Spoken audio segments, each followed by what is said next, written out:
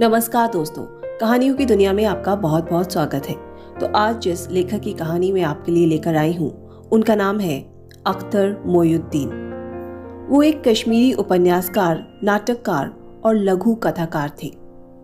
तो आज उनकी जो कहानी मैं आप लोगों के लिए लेकर आई हूँ उसका नाम है लाल सलवार। कहानी एक कश्मीरी जोड़े के बारे में है जो बहुत ही मेहनत से अपना गुजारा करते हैं। एक दिन उसकी पत्नी के हाथ कुछ ऐसी चीज़ आती है जिससे वो अपने रोज़मर्रा की एक ही ढर्रे पर चलने वाले जीवन से कुछ अलग तरंग महसूस करते हैं। तो आइए कहानी को सुनते हैं। निबिर की आयु 70 वर्ष की हो चुकी थी। ये 70 वर्ष उसने लोगों के फटे पुराने कपड़े रफू करने में गुजारे थे और इस समय भी वे सुई धागे का ये खेल खेल रहा था। उसका 2 ताकों वाला 3 मंजिला कोठा झेलम के किनारे खड़ा था और निबिर इस कोठे के उस कमरे में था जो थोड़ा बाहर निकला हुआ था। बरसों से बैठा गीत गा गा कर काम करता आ रहा था। मोटे मोटे शीशों वाले ऐनक बरसों से उसके कानों में धागे से बंधे चले आ रहे थे। वह लगभग हर रोज गाया करता था, मश बुजौनश लात के प्याले हनो, प्रीतम ने मुझे रात की बची हुई थोड़ी सी मदिरा पिला दी। निबिर ने अपने जीवन का बहुत बड़ा भाग यहीं व्यतीत किया था और अब उसे अनगिनत गीतों में से केवल 2 ही गीत याद रह गए थे। एक था मश बुजौनश लात के प्याले हनो और दूसरा था जिनुन पोशे रंग हाथ डींट मस्तन हाथ जिनुन नो विननस बोजे आलम। मेरे साजन का शरीर आड़ू के फूल जैसा है, सखी तू उसकी चर्चा ना करना, नहीं तो सारा संसार जान जाएगा। निबिर बचपन से ही तोतला था और अब तो दांत गिर जाने के कारण और भी अधिक तुतलाने लगा था। वह बोलता, उसे इस दुनिया में केवल 2 चीज़ों से प्यार था। एक उसका अपना लकड़ी का कोठा और दूसरी उसकी स्त्री जिसका नाम था खोतनदेद। सांझ होने पर वे निबिर के हाथ पांव दबाने लगती, उसके थकावट से चूर अंगों को सहलाती, दबाती और शीघ्र ही वे खर्राटे लेने लगता। जिस समय निबिर अपने कोठे में बैठकर पश्मीना के कपड़ों के घाव सीता और जोर जोर से अपने उल जलूल गीत गाता, तो उसकी स्त्री उसके सामने बैठकर पशम से बाल अलग करती या साफ की हुई पशम को सफ़ेद रंग देने के लिए उस पर चावलों का आटा छिड़क देती या फिर चरखा चलाती। ऐसे अवसर पर निबिर उससे कहता, मैं तेरा उस्ताद हूँ और तू मेरी शागिर्द। मैं तेरा उस्ताद हूँ और तू मेरी शागिर्द। खोतनदेद तुनक कर उत्तर देती, अरे वाह, बड़े आए, तुम उस्ताद और मैं शागिर्द, क्यों, इसका उल्टा क्यों नहीं। खोतनदेद के पोपले मुंह में केवल सामने वाला एक ही दांत बाकी बचा था। उसका निचला होंठ मुंह के भीतर घुस गया था। उस पर ऊपरी जबड़े का इकलौता दांत कील की भांति झुकाया था। उसके मुंह पर झुर्रियां ऐसे फैल गई थी जैसे उबला हुआ शलगम किसी ने मसल दिया हो। उसके बाल सन के रेशे जान पड़ते थे। 20 वर्ष से उसके यहाँ कोई बच्चा ना हुआ था। इससे पहले भगवान की दया से उसके 10 बच्चे हो चुके थे, किंतु उनमें से केवल पहली और एक उससे छोटी लड़की ही जीवित थी। उसकी बड़ी लड़की अब सास समधनों वाली गृहस्थन बन चुकी थी और छोटी लड़की भी अपने सास के देहांत के पश्चात घर की मालकिन बन गई थी। खोतनदेद और निबिर बरसों से लकड़ी के इस अकेले कोठे में रहते आ रहे थे, लेकिन खोतनदेद की अभिलाषा बाकी रह गई थी। काश कोई लड़का जीवित रह गया होता। वह सोचती कि कितने बलवान और सुंदर बच्चे थे उसके, परंतु उन्हें ना जाने किसकी नज़र खा गई। मोहल्ले भर में मशहूर था कि निबिर के पास काफ़ी पैसा है 1000 2000 से भी क्या क्या गुजरा होगा वे। परंतु उसकी वास्तव में जो हालत थी वे भगवान ही जानता था। आज भी निवेशाला अपने कोठे के बाहर निकले हुए कमरे में अपने मोटे शीशे वाली ऐनक के धागे को कानों में फंसाए पश्मीना के कपड़े रफ्फू कर रहा था और गाता जा रहा था, मश बुजानश लात के प्याले हनो। और पास ही बैठी हुई खोतनदेद चरखा काटते हुए मुंह ही मुंह अपने पति के बोलों को गुनगुना रही थी। झेलम नदी हर रोज की भांति मटमैला पानी लिए एक ही दिशा में बह रही थी। शायद मराज यानी दक्षिण कश्मीर में वर्षा हुई थी, तभी तो पानी गंदलाया हुआ था। परंतु शहर में कई सप्ताह से मेह ना बरसा था, इसलिए बहुत गर्मी हो गई थी। किसी काम में जी ना लगता था। किंतु निबिड़शाला तो बेचारा अकेली जान था। उसका काम करने को जी चाहता या ना चाहता, पर काम करने के सिवा चारा ही क्या था। आज निबिड़शाला को ऐसा लग रहा था जैसे वे अपनी आंखों की ज्योति सुई के नाके में पिरोकर लोगों के फटे हुए कपड़े रफ्फू करता रहा है। इस समय उसका सारा बदन पसीने से लथपथ हो रहा था। घुटनों पर पड़ी हुई पश्मीने की चादर उसे बुरी तरह खल रही थी। इतनी गर्मी और ऊपर से ये बला घुटनों पर सवार। मगर मरता क्या ना करता, काम तो हर हालत में करना ही था। शायद इसी ख्याल से पिंड छुड़ाने के लिए आदत से मजबूर होकर वे चिल्लाए जा रहा था, मश बुजानश लात के प्याले हनो। बड़ी कठिनाई से उसने काम खत्म किया। अब चादर से लटकते हुए बेकार धागों को काटना रह गया था। उसने स्त्री से पूछा, कैंची कहाँ है ली? मैंने उठा के रख दी है, स्त्री ने उत्तर दिया। इधर ला, उठा के क्यों रखी है? खोतनदेद उठना ना चाहती थी। वे पुराने गठिया की रोगी थी। अली जल्दी ढूंढ, वे चिल्लाया। ढूंढ तो रही हूं, खोतनदेद ने उत्तर दिया और ताकचे पर से पुराने कपड़ों की एक गठरी उतार कर ले आई। गठरी में पुराने चिथड़े और बच्चों के पोतड़े थे। बच्चे नहीं थे, परंतु उनके कपड़े मौजूद थे। खोतनदेद ने उन पोतड़ों की ओर देखा और उसका हृदय हिचकोले खाने लगा। वे सोचने लगी, कितने बलवान और सुंदर बच्चे जने थे मैंने, फिर किसकी नज़र उन्हें खा गई। कपड़े उलटते पलटते उसे रंग रंग के ख्याल आने लगे। एक एक करके सारे बच्चे मानो उसके सामने आ खड़े हुए। उसकी सूखी लटकती हुई छातियाँ बच्चों के नरम नरम होठों का स्पर्श अनुभव करने लगी। ठीक उस समय उसकी नज़र एक लाल कपड़े पर जा पड़ी। उसका दिल थक थक करने लगा। ये एक लाल सलवार थी, उसकी शादी के जोड़ों में से बची हुई आखिरी सलवार। उसे अपनी जवानी याद आ गई। खोतनदेद लज्जा गई।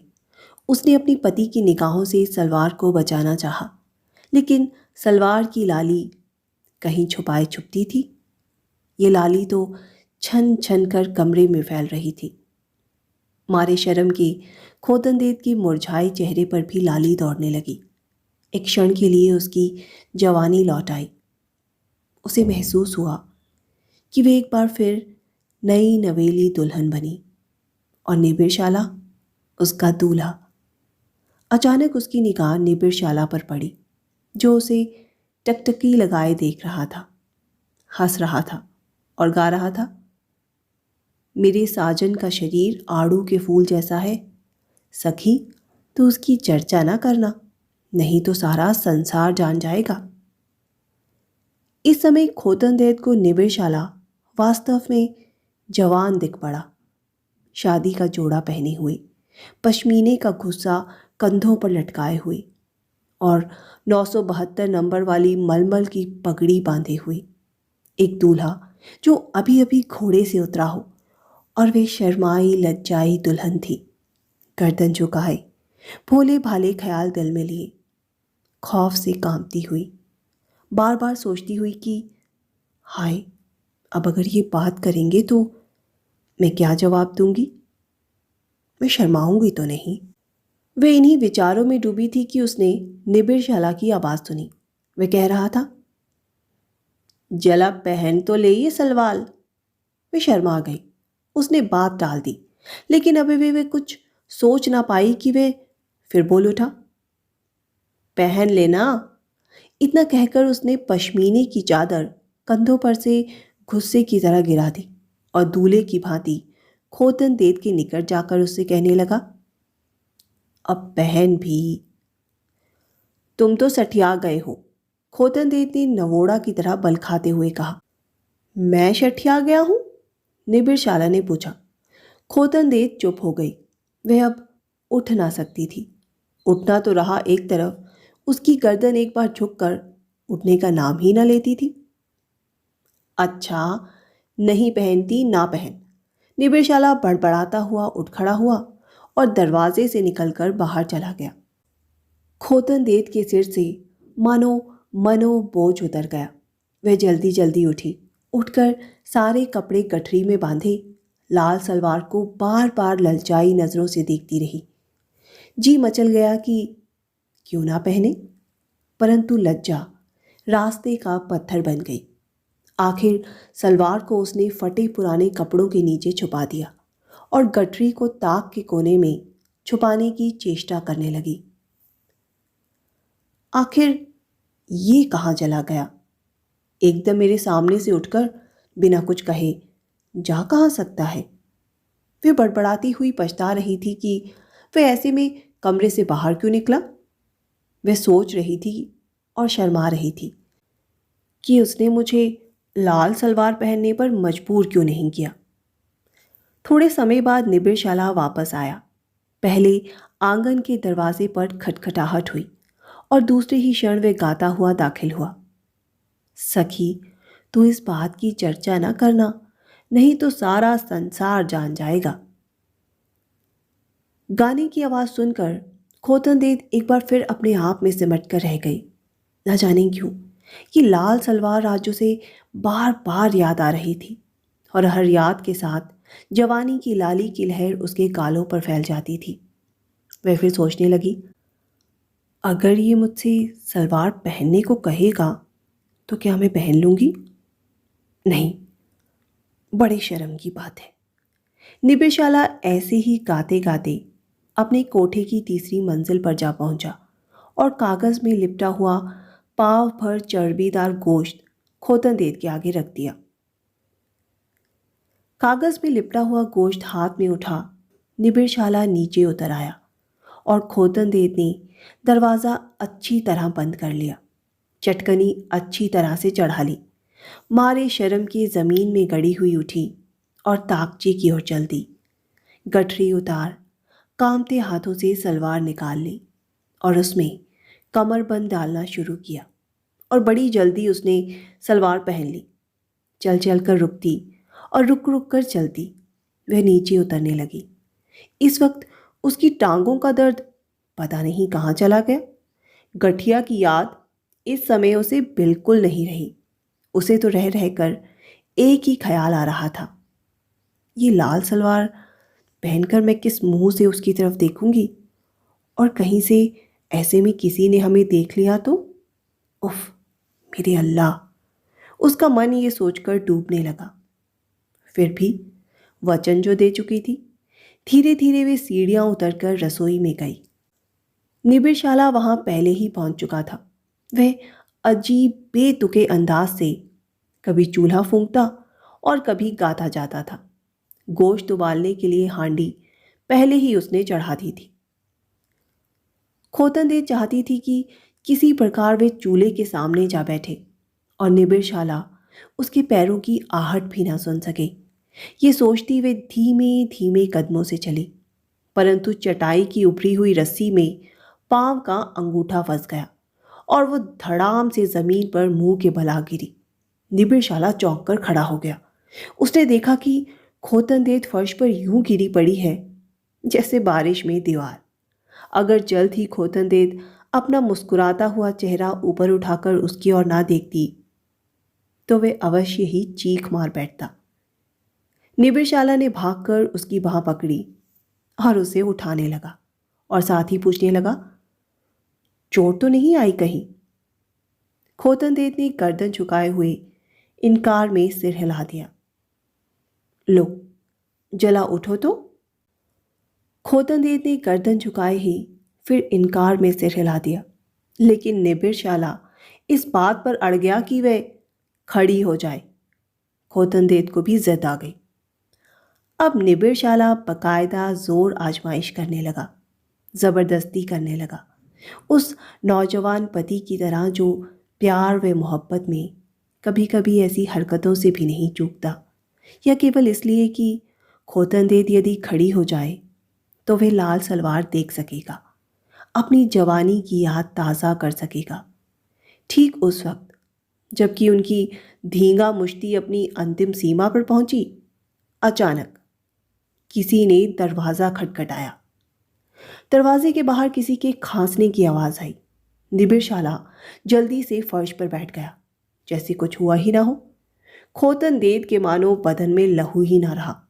उनकी बड़ी बेटी का पति दरवाज़ा खोलकर अंदर आ चुका था और उनकी हरकतें देख चुका था और अब गुस्से में होंठ चबा रहा था। निबिरशाला उसे देखते ही चिल्लाया, अस्सलाम वालेकुम, आओ भाई आओ।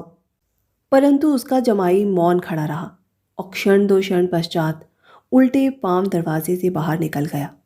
खोतनदेव हक्की बक्की रह गई, जैसे भरे बाजार उसकी चोरी पकड़ी गई हो।